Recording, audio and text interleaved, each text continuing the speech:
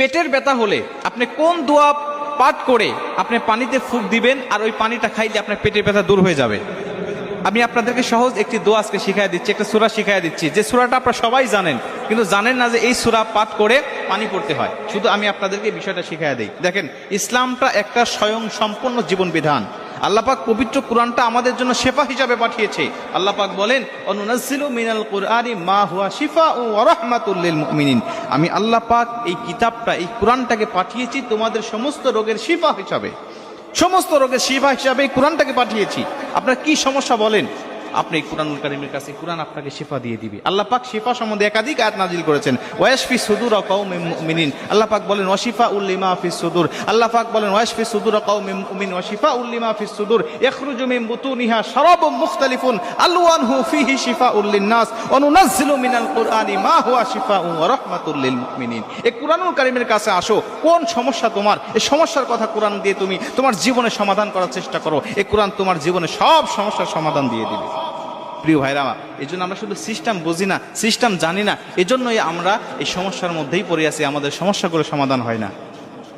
পেটের ব্যথা হলে আপনি নিজেই পানি পড়ে পানিতে ফু দিয়ে আপনি পানিটাকে পড়তে পারবেন এবং ওই পানিটা আপনি নিজেই খাইতে পারবেন।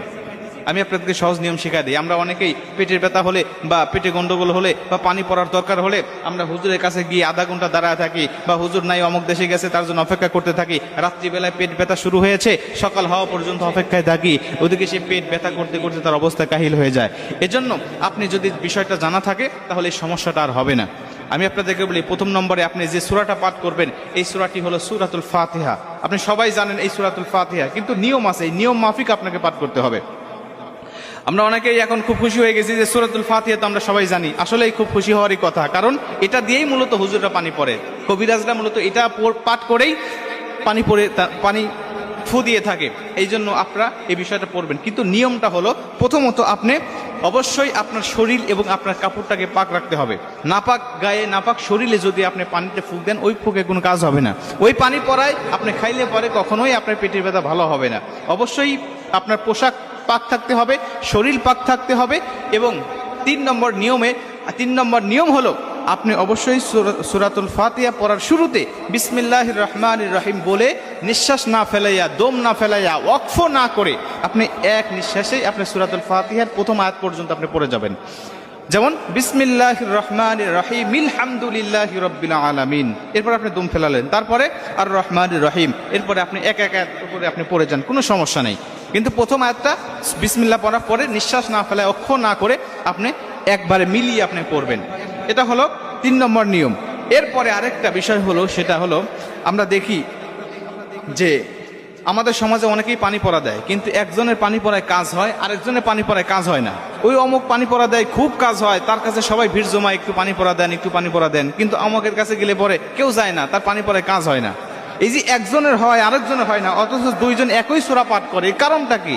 এর কারণ হলো সবচাইতে কঠিন কথা, সবচাইতে শর্তপূর্ণ কথা, আর সেটা হলো জবানটাকে পাক রাখতে হবে। আপনাদের জবান যদি পাক থাকে তাহলে এই পাক জবান দিয়ে আপনি যা করবেন, যা বলবেন, আল্লাহর কাছে আপনার পাক সব কিছু ক্ষমা করে দিবে এবং কবুল করে নেবে। এখন জবান পাক নাপাক হয় কিভাবে, পাক রাখবেন কিভাবে? নাপাক হওয়ার মধ্যে প্রথম নম্বর যে শর্ত, সেটা হলো ওই জবান দিয়ে যদি আপনি মিথ্যা কথা বলেন তখন ওই জবানটা নাপাক হয়ে যায়। তখন ওই জবান দিয়ে আপনি যদি আল্লাহর কাছে দোয়া করতে করতে, যদি মানে তওবা করার আগে যদি আপনি দোয়া করতে করতে একদম অস্থির হয়ে যান, তবু আল্লাহ দোয়া কবুল করবে না। কারণ হাদিস শরীফের মধ্যে আসছে, আল্লাহ রাসূল সাল্লাল্লাহু আলাইহি সাল্লামকে সাহাবীরা জিজ্ঞাসা করলেন, ইয়া রাসূলুল্লাহ, কোনো কাযযাব মিথ্যাবাদী কি কখনো মুমিন হতে পারে? বিষ্ণু বললেন, ক্বালা লা, কখনো নয়, কোনো মিথ্যাবাদী কখনো মুমিন হয় না। আর মুমিন যদি না হয় তাহলে তার জবান তো, যেহেতু মুশরিক যারা নাপাক, তারা অবশ্যই নাপাক, এটা হাদিস শরীফের মধ্যে উল্লেখ করা হয়েছে। আর এই যে জবানটা নাপাক হয়ে যায়, এটা